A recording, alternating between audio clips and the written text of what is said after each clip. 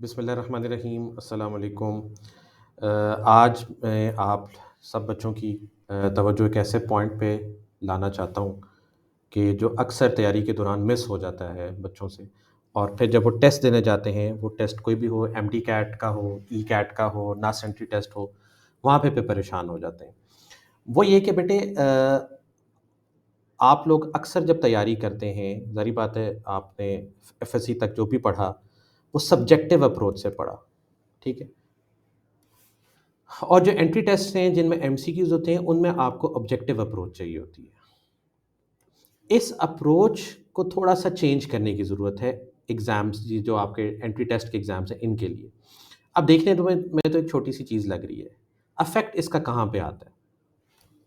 देखें, ये मेरी एक स्टूडेंट हैं, जिनका ये रिज़ल्ट आपके सामने आ रहा है। बोर्ड में इनके 1100 आउट ऑफ 1100 मार्क्स हैं, ठीक है? लेकिन एमडी कैट का जब इन्होंने एग्ज़ाम दिया तो ये पास नहीं हो सकीं। इंशाल्लाह इस साल ये दोबारा देंगी और अल्लाह करेगा ये डॉक्टर बन जाएँगी। लेकिन ये क्या हुआ कि जो स्टूडेंट 1100 आउट ऑफ 1100 मार्क्स ले सकते हैं, क्या उनको कोई क्वेश्चंस नहीं आते होंगे? ये तो मेरा नहीं ख़्याल कि ये पॉसिबल है। तो क्या वजह है कि वो नहीं एमडी कैट में स्कोर नहीं कर पाए? वजह सिर्फ़ और सिर्फ़ ये था कि जो 1100 आउट ऑफ 1100 हैं, ये थे सब्जेक्टिव अप्रोच के साथ। और जो एमडी कैट का एग्ज़ाम है या ई कैट है या नास एंट्री टेस्ट है या किसी भी यूनिवर्सिटी का जो एंट्री टेस्ट होता है, वो माँगता है ऑब्जेक्टिव अप्रोच। क्या फ़र्क है दोनों में? हम देख लेते हैं। देखिए, अक्सर बच्चे जो मेरे स्टूडेंट्स हैं, टॉपर्स हों अपने-अपने बोर्ड्स के या अपने-अपने कॉलेजेस के, उनसे जब एग्ज़ाम दे के आते हैं एमडी कैट, ई कैट या कोई भी इस तरह के यूनिवर्सिटी का एग्ज़ाम, तो ये जुमला अक्सर सुनने में मिलता है कि आता तो सब कुछ था, टाइम कम था। आता सर सब कुछ था, और यही इस स्टूडेंट के केस में भी हुआ, आता तो सब कुछ था, लेकिन टाइम नहीं बचा एंड पे। क्या वजह है? इसलिए कि उन्होंने सब कुछ सॉल्व करने की कोशिश की, सब कुछ सॉल्व करने की कोशिश की या सोचने में बहुत टाइम गुज़ार दिया, ठीक है? अब देखें, बहुत सारे टेस्ट्स ऐसे होते हैं कि जिसमें कैलकुलेटर अलाउड नहीं होता, जैसे एमडी कैट में कैलकुलेटर अलाउड नहीं है, ठीक है?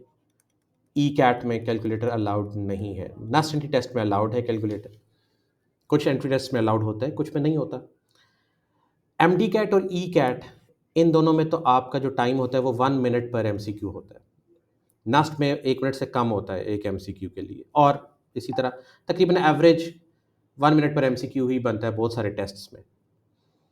अब आपके पास एक क्वेश्चन आ गया, उसको बगैर कैलकुलेटर के करना है, 1 मिनट से कम में करना है, कैसे करना है? इसका मतलब उसके लिए कुछ आपको टिप्स और ट्रिक्स चाहिए। सिर्फ़ फर्स्ट ईयर, सेकंड ईयर की किताबों से पढ़ लेने से तो तैयारी नहीं होगी। मैं जब भी तैयारी करवाता हूँ बच्चों को, तो 2 चीज़ें बहुत ज़रूरी बताता हूँ। एक ये कि रफ़ शीट्स जो आपको उन्होंने दी होंगी वहाँ पे ना, उनको कोशिश करना है कि इस्तेमाल नहीं करना, बिल्कुल नहीं, बहुत कम इस्तेमाल करना है। इसलिए कि जब आप रफ़ शीट की तरफ जाएँगे, तो आप सब्जेक्टिव तरीके से सॉल्व करना शुरू कर देंगे। सब्जेक्टिव तरीका क्या है? वही जो न्यूमेरिकल आता है, तो आप पहले डाटा लिखते हैं, डाटा लिख के आपको अंदाज़ा हो जाता है फ़ॉर्मूला क्या है, फ़ॉर्मूला के बाद आपको अंदाज़ा हो जाता है सॉल्यूशन। ज़ाहिर बात है रफ़ में करेंगे, तब भी टाइम तो 1 मिनट से ज़्यादा ही लगेगा ना। तो रफ़ शीट यूज़ नहीं करनी, हाँ, बहुत कम करनी, कोई एक आध सवाल में करनी पड़े, वरना आप लिखेंगे तो आपका टाइम ज़ाया होगा। दूसरा, एग्ज़ैक्ट आंसर फाइंड करने की हमने अब कोशिश नहीं करनी, हमने एग्ज़ैक्ट आंसर निकालना है, हमने क्लोज़ आंसर निकालना है।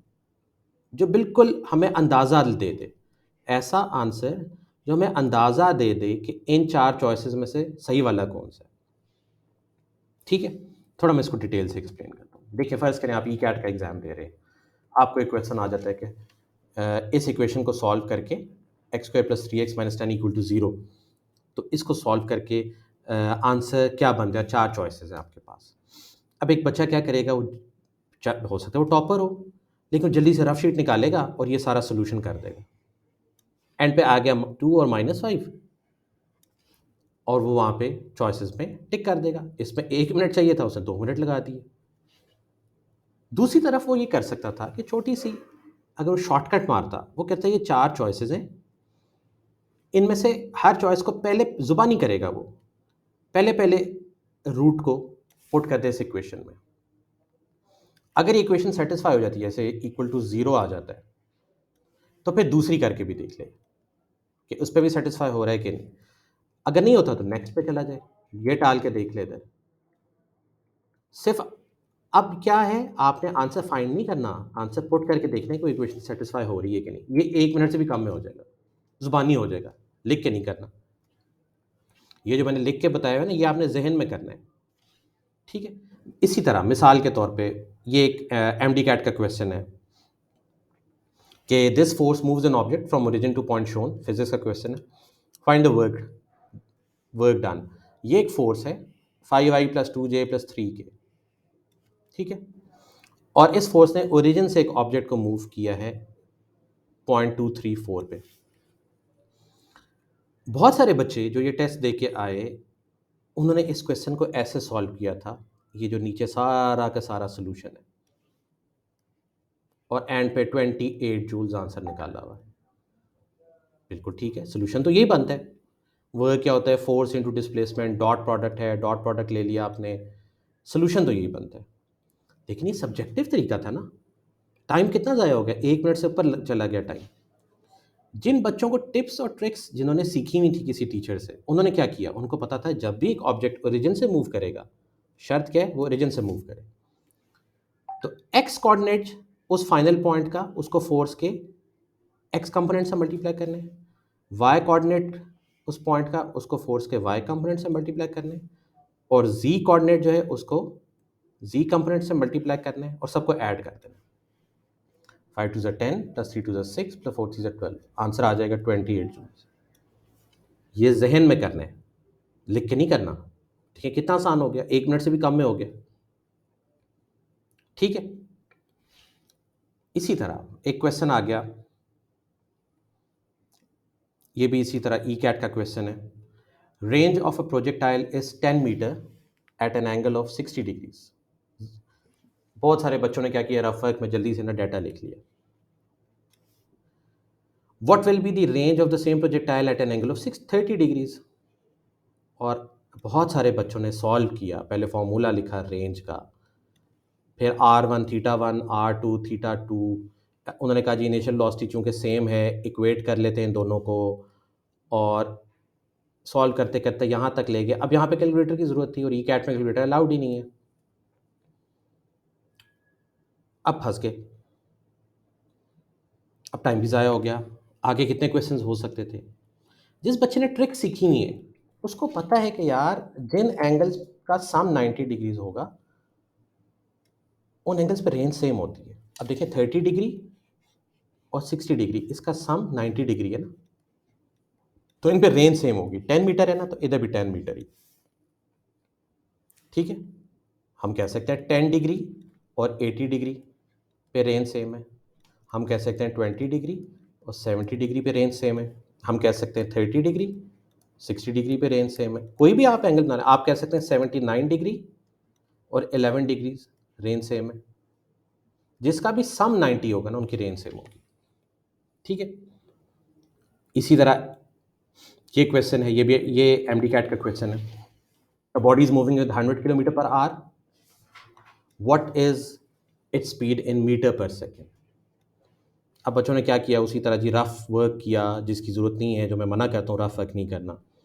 100 को मल्टीप्लाई किया 1000 से, तो वो मीटर में हो गया, और 3600 से डिवाइड किया तो वो सेकंड्स में कन्वर्ट हो गया, ठीक है? अब वहाँ जाके अब आगे मसला ये हुआ कि आपको ज़रूरत थी कैलकुलेटर की, और कैलकुलेटर अलाउड ही नहीं था एमडी कैट में। 12 कैलकुलेटर होता तो आंसर आ जाता 27.78, और ये डिवीजन तो बहुत ही मुश्किल है।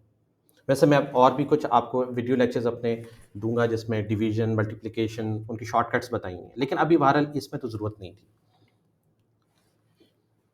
अब ये देखिए क्वेश्चन है, 4 चॉइसेस हैं। Body is moving with 100 kilometre per hour, what is its speed in metre per second. जिस बच्चे ने टिप्स एंड ट्रिक्स सीखी हुई है, उसको पता है कि भाई अगर मैंने 100 किलोमीटर पर आवर से मीटर पर सेकंड में जाना है ना, तो मैंने 4 से डिवाइड करना है, और मीटर पर सेकंड से 100 kilometre sorry metre per second से किलोमीटर पर आवर में जाना है ना, मल्टीप्लाइड बाय 4 करना है। इससे आपके पास एग्जैक्ट आंसर नहीं आएगा, लेकिन अंदाज़ा हो जाएगा आपको कि एग्जैक्ट आंसर क्या है। मिसाल के तौर पे 100 था ना, 100 किलोमीटर पर आवर, 4 से डिवाइड किया, आ गया 25। अब मार्क द क्लोजेस्ट। देखें इधर 25 से क्लोजेस्ट कौन सा बनता है, 27.27, वरना आप पॉइंट्स में तो कभी निकाल ही नहीं सकते कैलकुलेटर के बगैर। अब ये ट्रिक है, किलोमीटर पर आवर से जाना है मीटर पर सेकंड में, 4 से डिवाइड करते हैं बस, और क्लोजेस्ट को मार्क कर लें। ये ट्रिक बोर्ड के एग्जाम्स में नहीं लग सकती, वहाँ तो आपने एग्जैक्ट आंसर फाइंड करना है, ये एंट्री टेस्ट में लगेगी सिर्फ। ठीक है। अच्छा, एक ये क्वेश्चन आ गया जी, a body falls downwards from rest, find it speed after 6 seconds. एक बच्चा ने उसने क्या किया जी, ये इनिशियल वेलोसिटी लिखी 0, 9.8 मीटर पर सेकंड स्क्वायर जी है, फाइनल वेलोसिटी फाइंड करनी है, टाइम ये है, फर्स्ट इक्वेशन ऑफ मोशन लगाया और आ गया 58.8। ये भी कैलकुलेटर से निकालना था, लेकिन चले अगर उसने मल्टीप्लाई जुबानी करना सीखा भी था तब भी टाइम तो 1 मिनट से ऊपर चला गया। ठीक। अब जिस बच्चे ने टिप्स और ट्रिक्स सीखी हुई है वो क्या करेगा, उसको पता है कि जब भी बॉडी रेस्ट से स्टार्ट होगी ना, इसकी शर्त क्या है, रेस्ट से स्टार्ट हो, तो जितने सेकंड्स बाद भी आपने स्पीड फाइंड करनी है उसको 10 से मल्टीप्लाई कर लेना, बस बस इतनी सी बात। 6 सेकंड बाद करनी ना, मल्टीप्लाइड बाय 10 कर लें, बस 60 आ गया, मार्क द क्लोजेस्ट। क्लोजेस्ट क्या है 60 के, 58.8। ठीक है। अब मुझे ऐसा लग रहा है कि इस ट्रिक को देख के आप लोगों का भी इस तरह मुंह खुला का खुला रह गया होगा कि यार वाकई ये तो, अब ये तो मेरे ख्याल है 15 सेकंड में भी नहीं हुए लगे होंगे। इस तरह आपने तैयारी करनी होती है। और अगर आप जाए ना एकेडमीज़ वगैरह में, तो ये आप अक्सर स्टूडेंट्स को देखेंगे, अक्सर स्टूडेंट्स को वो टीचर से ये सवाल कर रहे होते हैं कि सर ये वाला क्वेश्चन 1 मिनट में नहीं हो रहा, कोई ट्रिक बताएं। क्वेश्चन सॉल्व करना उनको आता है, उनको कोई ऐसी ट्रिक चाहिए कि जो 1 मिनट में क्वेश्चन हो जाए। ठीक है। अब मैं जब बच्चों को तैयारी करवा रहा होता हूँ तो मैं उनको बताता हूँ जी, ये एमडी कैट ई कैट के लिए जी की वैल्यू 10 लेनी है। 9.8 से तो आप सॉल्व ही नहीं कर पाएंगे ना, आपके पास कैलकुलेटर ही नहीं है। 10 ले लें अप्रॉक्सीमेटली, पाए को अप्रॉक्सीमेटली आपने 3 लेना है। ठीक है, क्लोजेस्ट आंसर फाइंड करने के लिए ना, वगैरह वगैरह। तो हर टीचर की ना अपनी टिप्स एंड ट्रिक्स होती हैं। ये एक ऐसा नहीं होता कि कोई टीचर रात को सोया और सुबह उसके ख्वाब में ट्रिक्स आ जाए, ऐसा नहीं होता तो आपको सुबह बता दें। ये टीचर्स के तजर्बे से होता है। ठीक है। अब मैं तकरीबन पढ़ा रहा हूँ 2006 से, तो तजर्बे से एक टीचर को पता होता है यार इस तरह के क्वेश्चंस आते हैं एंट्री टेस्ट में, ये टिप्स एंड ट्रिक्स हैं जिससे वो बच्चों को तैयारी करवाता है। तो ये तो बस मैंने आपको ओवरव्यू एक देना था जिससे आपको अंदाज़ा हो जाए कि भाई टिप्स और ट्रिक्स कितनी ज़रूरी हैं एंट्री टेस्ट, चाहे वो एमडी कैट हो, चाहे वो ई कैट हो, चाहे वो नेशनल एंट्री टेस्ट हो, चाहे वो किसी भी यूनिवर्सिटी का टेस्ट हो।